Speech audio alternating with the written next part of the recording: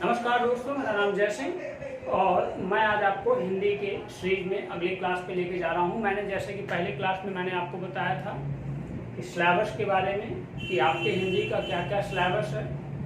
आज दोस्तों मैं सिलेबस के जो पहले बिंदु पर बात की थी कि सिलेबस में सबसे पहला बिंदु भाषा होगा, उसी भाषा की चर्चा आज मैं करने जा रहा हूँ। दोस्तों भाषा क्या है? तो भाषा को अगर देखा जाए तो संस्कृत में एक शब्द है भाष। क्या है दोस्तों? भाष। संस्कृत का एक शब्द भाष है। भाष धातु से भाषा शब्द का निर्माण हुआ है। दोस्तों भाष का तात्पर्य होता है वाणी की अभिव्यक्ति। क्या होता है? वाणी की अभिव्यक्ति। ठीक है ना? हम जो भी बोलते हैं, जो भी अभिव्यक्ति अपने अंदर से प्रदर्शित करते हैं, वो वाणी की अभिव्यक्ति कहलाती है और इसी का तात्पर्य होता है भाषा। अर्थात भाषा भाष धातु से मिलकर बना है। ठीक है ना? जिसका तात्पर्य होता है वाणी की अभिव्यक्ति। अगर हम भाषा की बात करें तो सामान्य तौर पर भाषा मुख्य रूप से 3 प्रकार की होती है: बोली, परिनिश्चित, परिमार्जित या मानक भाषा, और तीसरी होती है दोस्तों राजभाषा। तो भाषा कितने प्रकार की होती है? हालांकि इसके अलावा मौखिक भाषा, लिखित भाषा, अन्य कई प्रकार की सांकेतिक भाषा भी होती है, बच्चों वाली बात है। लेकिन यहाँ पर हमें सीखना है 3 प्रकार की भाषा। एक होती है बोली, जो लोकल लैंग्वेज जिसे कहते हैं, जो क्षेत्र विशेष में बोली जाती है। एक होती है परिनिश्चित भाषा या परिमार्जित भाषा, या जिसे हम मानक भाषा के नाम से भी दोस्तों जानते हैं। इसके अलावा एक होती है दोस्तों राजभाषा। आज की वीडियो में हम राजभाषा की चर्चा करेंगे। राजभाषा के बारे में आपको जानकारी देंगे। हम ये देखेंगे कि राजभाषा का हमारे संविधान में कहाँ उल्लेख है। ठीक है ना? और कैसे कैसे ये भाषाएं, आज जो कि आप सुनते हो 22 भाषाएं हमारे 8वीं अनुसूची में ऐड हैं, तो क्या हमारे मूल संविधान में 22 भाषाएं थीं? नहीं दोस्तों, हमारे मूल संविधान, जो हमारा संविधान बनकर तैयार हुआ था, तो उसमें 22 भाषाओं को नहीं शामिल किया गया था। हमारी 8वीं अनुसूची में कुल 14 भाषाओं को शामिल किया गया था। बाद में संविधान में संशोधन किए गए और इसके तदुपरांत उसमें नई नई भाषाएं जोड़ी गई। तो हम उसके क्रम को देखेंगे और ये भी देखेंगे कि भाषा एक नया भाषा वर्ग है जिसे हम शास्त्रीय भाषा के नाम से जानते हैं।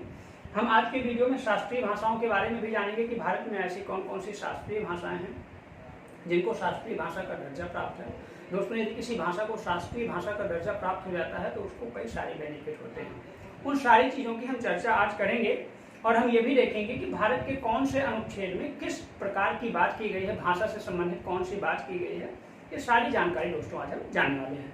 तो मेरे साथ बने रहिए और वीडियो को अंत तक जरूर देखें, क्योंकि जब अंत तक देखेंगे तभी आपको समझ में आएगा कि वीडियो की चीज़ क्या है। और बड़ी महत्वपूर्ण चीज़ है, पेट का एग्जाम है और इससे क्वेश्चन जरूर आएंगे। ठीक है ना? तो भैया भाषा किससे बना है? भाष धातु से बना है, जिसका नाम होता है वाणी की अभिव्यक्ति। क्या होता है दोस्तों? वाणी की अभिव्यक्ति। भाषा 3 प्रकार की होती है: बोली, परिनिश्चित भाषा, परिनिश्चित भाषा को ही दोस्तों परिमार्जित या मानक भाषा के नाम से जानता है, और एक होती है राजभाषा।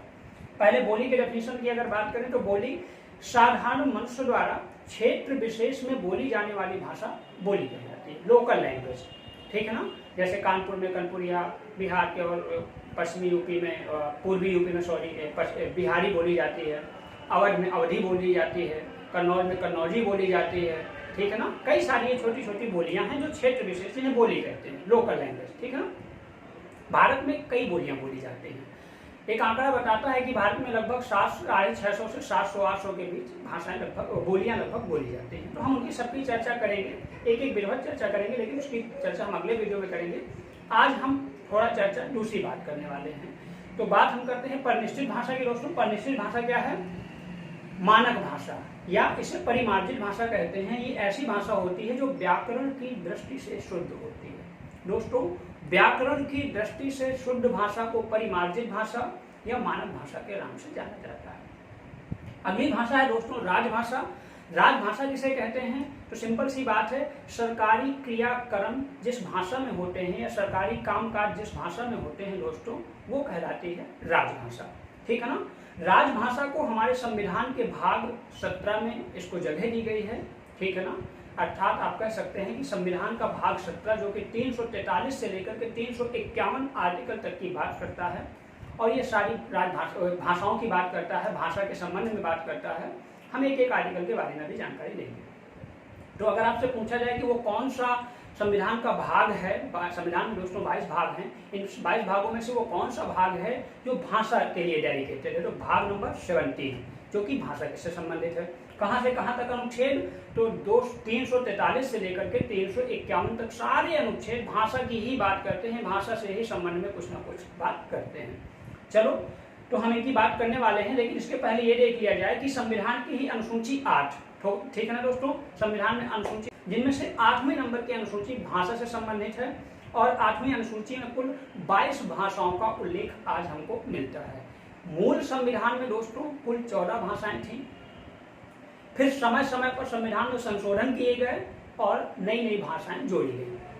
तो संविधान में 21वें नंबर का संविधान संशोधन होता है दोस्तों 1967 में। 1967 में 21वां नंबर का संविधान में संशोधन होता है और इसके तहत एक नई भाषा जोड़ी जाती है जिसका नाम होता है दोस्तों सिंधी। इसके पश्चात फिर 1992 में 71वें नंबर का संविधान संशोधन होता है और इसके तहत 3 भाषाएं हमारे 8वीं अनुसूची में जोड़ी जाती हैं जिनका नाम है मणिपुर, नेपाली और कोंकणी।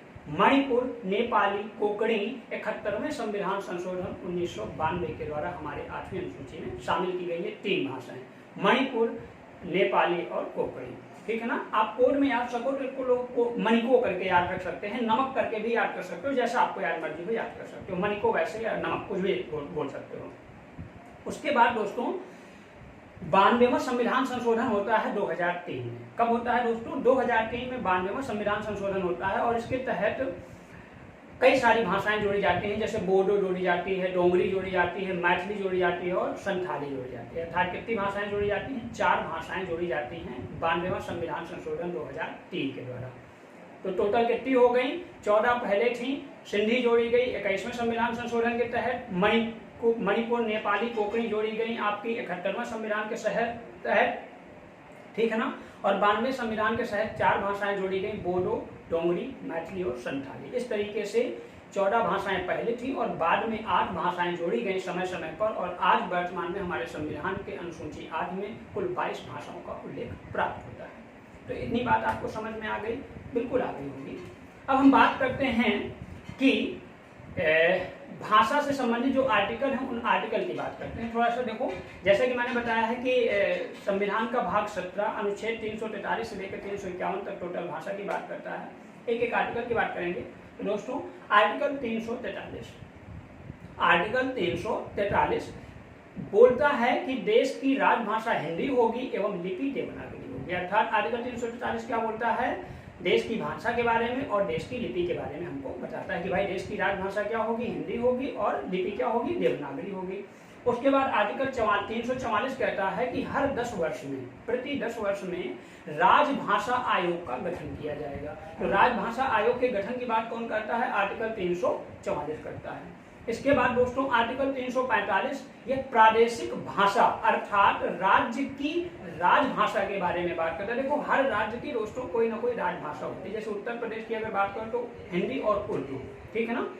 तो इसी तरीके से हर राज्य की अपनी एक राजभाषा होती है और राज्य की राजभाषा क्या होगी ये बात करता है आर्टिकल आपका 345 अर्थात प्रादेशिक भाषा की बात करता है। अगला आर्टिकल दोस्तों है 346 और 346 संघ एवं राज्यों के बीच पत्राचार की भाषा की बात करता है कि संघ अगर राज्य से, सेंट्रल अगर स्टेट से जो पत्राचार करेगा, जो भी वार्तालाप करेगा वो किस लैंग्वेज में करेगा, इस बात का उल्लेख आर्टिकल 346 में किया गया है। अगली बात करते हैं आर्टिकल 348। दोस्तों आर्टिकल 348 हाई कोर्ट एवं सुप्रीम कोर्ट की भाषा की बात करता है कि हाई कोर्ट और सुप्रीम कोर्ट में किस भाषा में क्रियाकलाप होंगे, इस बात की चर्चा आपको अगर देखना है तो आर्टिकल 348 में प्राप्त हो जाएगी।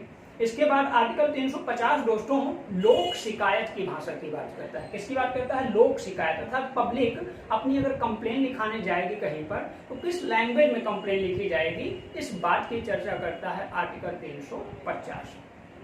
अगला आर्टिकल दोस्तों 350 में का भी जोड़ा गया समय समय पर और 350 में दोस्तों खा भी जोड़ा गया। 7वां संविधान संशोधन 1956 के द्वारा दोस्तों 350 में का और खा 2 खंड जोड़े गए और दोनों में अलग अलग बात की गई है। जरा बहुत गौर से देखिएगा। 350 का कहता है अल्पसंख्यक वर्ग के बच्चों को, अल्पसंख्यक वर्ग अर्थात जिन समुदाय की संख्या बहुत कम है हमारे देश में, उनके बच्चों को प्राथमिक स्तर तक की भाषा उन्हीं की मातृभाषा में दी जाएगी। जो भी उनकी कौम की जो भी लैंग्वेज होगी उसी लैंग्वेज में उनको प्राथमिक स्तर तक की भाषा दी जाएगी। ये बात करता है आर्टिकल 350 का। उसके बाद आर्टिकल 350 का खा कहता है भाषाई अल्पसंख्यक, अर्थात ऐसे लोग कुछ ऐसी लोग हैं जो कम भाषा बोलने वाले कम भाषी लोग हैं।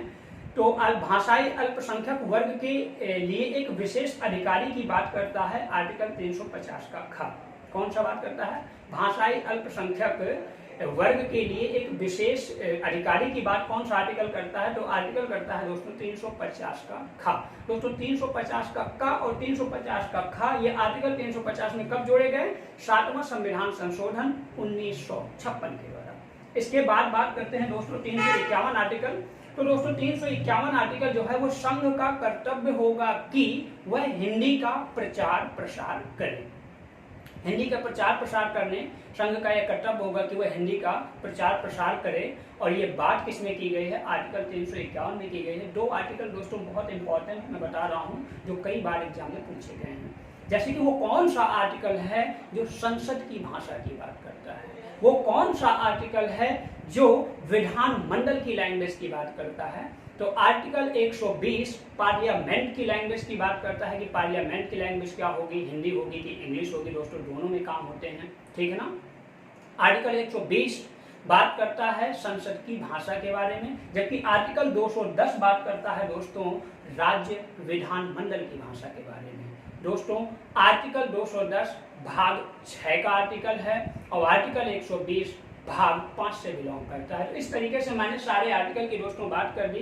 343 से लेकर 351 और 120 और 210 की बात कर दी। इन सारे आर्टिकल की बात कर दी। अब मैं बात करने जा रहा हूँ शास्त्रीय भाषा की बात करने जा रहा हूँ। तो दोस्तों सन 2004 में भारत सरकार ने एक नए भाषा वर्ग बनाने की बात की। कब की? सन 2004 में भारत सरकार ने एक नए भाषा वर्ग बनाने की बात की जिसे आज हम लोग शास्त्रीय भाषा के नाम से जानते हैं। दोस्तों शास्त्रीय भाषा सभी भाषाओं को यह दर्जा नहीं प्राप्त होता, कुछ विशेष भाषाओं को यह दर्जा प्राप्त होता है, ठीक है ना। शास्त्रीय भाषा उसी भाषा को शास्त्रीय भाषा का दर्जा दोस्तों प्राप्त होता है जो भाषा काफी पुरानी हो, लगभग 1500 से 2000 साल तक पुरानी भाषा हो, मतलब उस समय से अभी तक चली आ रही हो और जिसके काफी ग्रंथ अपने मूल रूप में आज भी उपलब्ध हों। ऐसी भाषा को दोस्तों शास्त्रीय भाषा का दर्जा दिया जाता है। किसी भाषा को यदि हम शास्त्रीय भाषा दे देते हैं या दर्जा उसको प्राप्त हो जाता है तो बेनिफिट क्या होता है? दोस्तों बेनिफिट ये होता है कि उस भाषा के उन्नयन के लिए, उस भाषा के विकास के लिए राष्ट्रीय केंद्र स्थापित किए जा सकते हैं जिसमें उसका शिक्षा का प्रसार किया जा सकता है और उस भाषा को कंटिन्यू बढ़ावा दिया जा सकता है। तो ये इसके बेनिफिट होते हैं।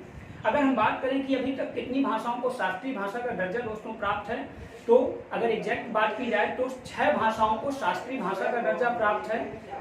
हालांकि मराठी भाषा भी अपने शास्त्रीय भाषा का दर्जा प्राप्त करने की कगार पे चल रही है, लेकिन अभी तक उसको शास्त्रीय भाषा का दर्जा नहीं प्राप्त हुआ। वो कौन कौन सी भाषा हैं जिन्हें शास्त्रीय भाषा का दर्जा प्राप्त है? तो दोस्तों ये लिखी है। पहली भाषा है तमिल जिसे 2004 में शास्त्रीय भाषा का दर्जा प्राप्त हुआ था। दूसरी भाषा है संस्कृत जिसे 2005 में शास्त्रीय भाषा का दर्जा प्राप्त हुआ था।